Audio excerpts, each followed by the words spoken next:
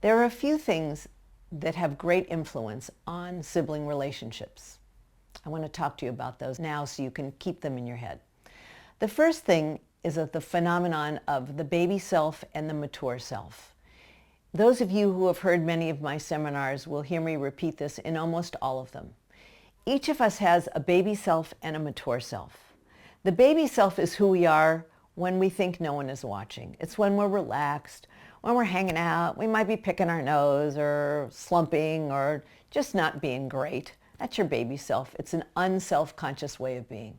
Your mature self is the person, your grown-up self, is who you are when you're supposed to be acting in a mature way. And everybody has those too.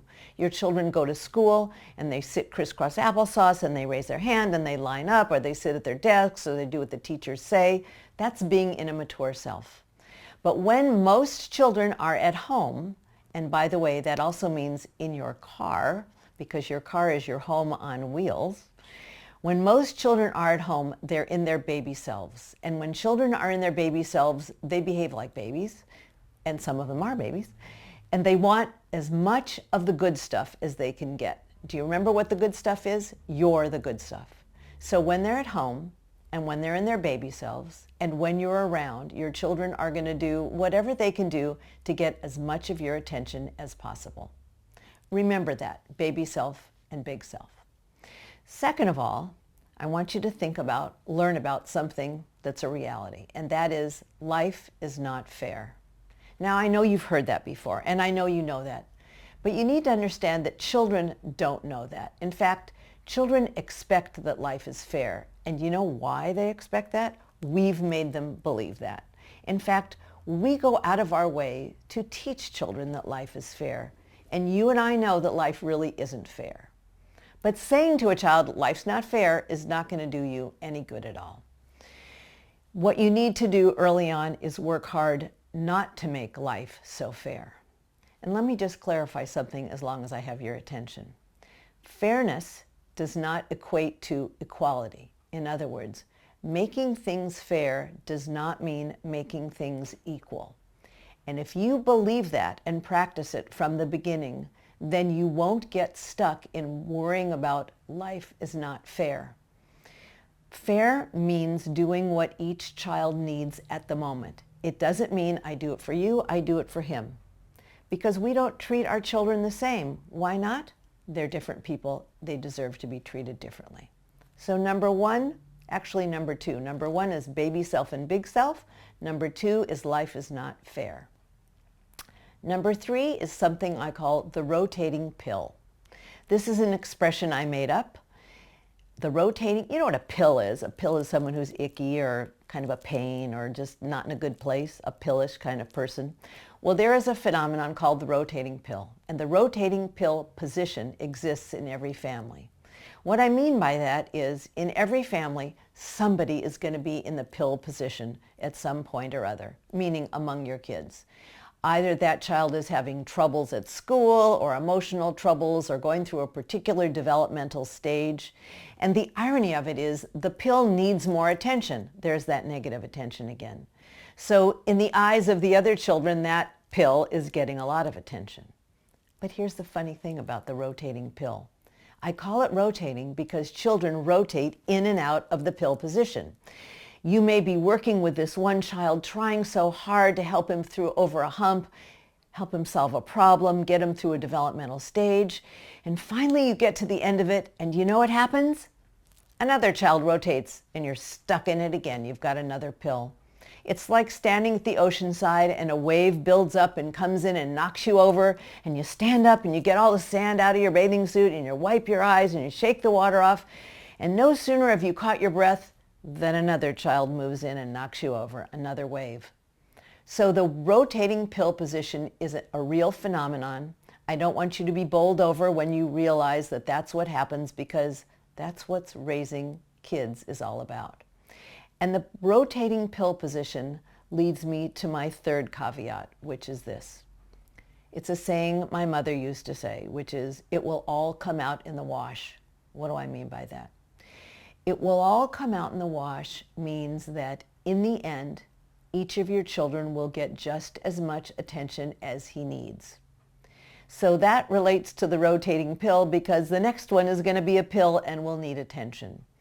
And your little dreamy 3-year-old girl is going to turn into a 13-year-old nightmare. And your difficult 2-year-old boy is going to turn into a pretty easy 10-year-old. Children throughout their lives will come in and out of needing your attention and getting your attention. So you can stop worrying about trying to give each the same of everything. Life isn't fair. The rotating pill position exists. It will all come out in the wash. Okay, so let's get down to the meat and potatoes, as I like to call it. Let's talk about sibling fighting, because I think that's why you tuned into this seminar, really. Sibling fighting is going to happen. We've already discussed that. It's inevitable, and it's affected by many factors. Siblings are going to fight for a whole lot of reasons. Number one, it can happen because of what we call environmental factors. Things are changing in the home. For example, grandma's been visiting too long. Mommy's been working late. Daddy's been on too many business trips for too long. So environmental factors affect sibling fighting. They're also affected by siblings themselves having one issue or another. Maybe a child is having trouble at school. Maybe a child is having an emotional issue, a social issue. But when one child is having troubles of some kind or other, or just an issue of some kind or other, it often affects the equilibrium of the family. It is visited through sibling relationships. Fighting and sibling rivalry can escalate when the environment changes for other reasons.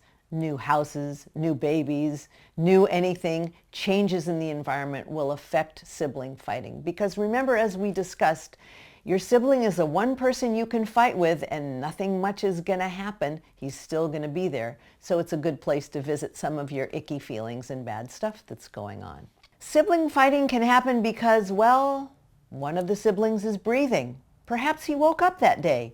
It's reason enough to have a good fight. Sometimes kids just wake up on the wrong side of the bed, and by the way, that really does happen, and they take out those feelings not knowing what else to do on whoever is there. And if there's a younger sibling around, good plan. I'll just take it out on him. So we know that sibling fighting is going to happen, and we also know that as your children get older, it's going to change. It's not going to go away for a while, but it is going to change. And if you stop and take a look at yourselves and your relationship with your siblings now, not many of you still are having problems fighting. Well, if you do, it's fighting of a different kind, but it's not the day-to-day getting alongness fighting. Sibling fighting is going to happen more when you're there than when you're not there. Ask your nanny, ask your mom, who, by the way, says, I don't know what you're talking about, they're perfectly good with me. Ask anybody else. There's no fighting, except for you. There's sibling fighting. Because remember, it's a triangle, 3 people, child, child, and parent, trying to get your attention. We have to keep that in mind. So my first rule, when we're talking meat and potatoes of sibling rivalry and sibling fighting, is for you, the parent, to butt out. When both children are older than 3, did you hear that? Should I say it again? When both children are older than 3 years old, you need to do your very best to butt out of their fighting. Why am I saying that? I'm saying it because parents get way too involved in their children's fighting. And when they do that, they're setting their children up to believe that it's your job to solve their problems. And they don't work and learn and cultivate a way to get along. So when you get involved, they learn that you're going to solve their problems. We want our kids to cultivate their own relationship and their own way of working out their own problems. And they're not necessarily going to do it the way you told them to do it or in the way you want. Children have to figure out that balance between them, and we have no way of doing that for them. If we do, we are undermining their ability to create that for themselves. We want them to have a relationship. Children who are 3 years old have been in nursery school, hopefully. And all children who go to nursery school know that we don't hit and we don't fight and we fight. We don't hit, we don't bite, we don't pinch, we don't grab. They know all the stuff they're not supposed to do. So they already know what's okay and what's not okay to do. The thing is, they're at home. They're in their baby selves. They're in the place where all this stuff can happen. So they bring all of those, I know I'm not supposed to do it's home, and they do it. It's perfectly okay for you as a parent to lay down some ground rules, and hopefully you have, about what's okay and what's not okay in your family. Just know that they may not always abide by that rule. My number 2 rule is stop, wait, do not react. You're in the kitchen making dinner, you're in your bedroom, in your office, on the computer, and you hear something go on. And it drives you a little bit crazy. You think, uh-oh, trouble. Rule number 2 is do not react immediately. Stop, listen, see what's going on.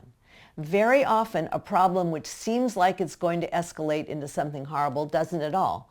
And one child gets distracted, another child moves on. It doesn't turn into a problem. So number 2, don't react. Number 3, if you must react, react very calmly. You need to cultivate a voice that says, I don't really care what's going on in there. So you might, if you feel you must get involved from the other room, say, what's going on in there? As opposed to, Stevie, what's going on in there? Let me just say this. The name of the child that you call out gives a very clear message that that child is the bad guy. Just listen to yourself. How often do you say the name of one particular child? Usually the older child, right? You'll call out, Jeremy, what's going on? Do you need help? Jeremy, whatever it is. And Jeremy already knows, I'm the bad guy. I'm in trouble. I did something I shouldn't do. What you don't know is what happened. Maybe little Amanda was taking Jeremy's toys. Maybe he couldn't stand it another minute. Maybe he hauled off and hit her because she was a pain in the you-know-what. So all you're going to say very calmly is, what's going on in there? And then wait and see what your kids have to say. If you must get involved, you walk into the room and you very simply say one word, stop, wait, something like that. And then you turn to one child and you say, looks like there's a problem. And you practice what I call conflict resolution. It's what they do in nursery schools. And it's a bother and it takes time, but it works. You say to one child, what's going on? He took my toy. It was my toy I was playing with. You say, okay, and repeat what he said. He took your toy. You were playing with it. You're not happy. You turn to the other child who is older than 3, because if he's younger than 3, he probably won't be able to describe what's going on. And you say, what's going on? I want that toy. It's my favorite toy. He won't let me have it, whatever it was. And then you allow each child to say what he wants to say, repeat back what he's heard, what you've heard, so each child feels that he's been heard. And then you get to say, well, what should we do? And you go back and forth. Get his suggestion, get his suggestion. I'm telling you, one of your kids will get so sick of this, he'll just walk away and say, oh, let him have it, and it'll be over. If the fight seems to be about a toy, I don't want you to go in there and grab it and say, I'm taking this and walking it away. Rather, you could say, if they can't decide how to handle this, you know what? I'm just going to put this toy over here until you guys decide how you want to handle this. Because remember, if a child is older than 3, he's going to know how to solve problems of a sort, but he's going to have the patience to be able to listen. If he's under than 3 and he's still very impulsive, that isn't going to happen. It's important that you make absolutely no judgment about what's going on in the other room. I know you suspect that something is happening. I know you suspect that somebody did something to someone, because this somebody always does. But your children need to feel that you are an impartial parent, that you're not a judge. When you get involved, you're putting yourself in the position of being a judge and a jury. And that means playing favorites in the eyes of children, no matter what. If you get involved, you almost can't help but make a judgment, which is why I said you say, wait, stop, listen to both children. And if I had a choice, you wouldn't get involved at all. There are a couple of things that I often suggest that parents do when they hear their kids fighting and they can't stand it. Because let's face it, The worst part about sibling fighting is the noise. It's the bickering. It drives us all crazy. So you hear your kids fighting. You know you're not allowed to get involved. You can walk in and say, you know what, the noise about this noise, it's driving me crazy. I'm going in my room. And you go down the hall and you go in your room and you close the door. Within 5 seconds, you'll hear children running down the hall, knocking on your door. Mommy, where are you? Mommy, what's going on? The fighting will be over. The second thing that you can do if you absolutely cannot tolerate the bickering that's going on, it's not really fighting, it's arguing, it's bickering, is to say, I don't know what's going on. I don't know who started it. I don't need to know who started it, but it's starting to drive me a little bit crazy. You guys come with me. Take each hand, walk them into the smallest room in the house, laundry room, bathroom.